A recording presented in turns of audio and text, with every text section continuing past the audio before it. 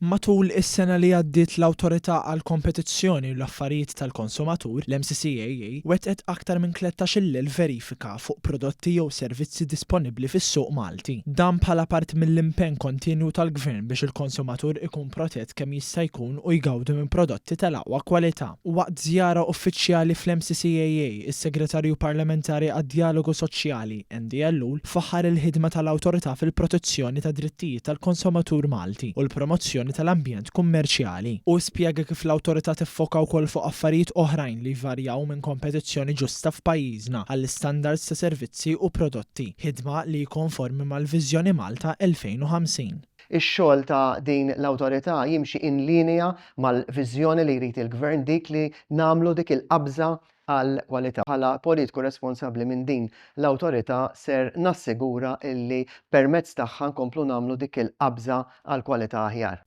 Ġie spjegat li l-ispezzjonijiet li saru matul is-sena li għaddiet mill-awtorità kienu fuq prodotti li kienu se jidħlu fis-suq Malti jew dawk li kienu diġà daħlu. Preżenti wkoll għaż-żjara uffiċjali kien hemm iċ-Chairperson Eżekuttiv tal-MCCAA, Carmen Ċanta, li saħqet kif jibqgħu ffokati biex jiżguraw li s-suq jopera b'mod ġust bi prodotti ta' livell għoli. Matul iż-żjara ġew diskussi l-prijoritajiet tal-awtorità għażmien li ġej fosthom it-trasformazzjoni diġitali, l-effiċjenza fl-infurzar u l-involviment aktar effettiv maċ-ċittadini u n-negozji.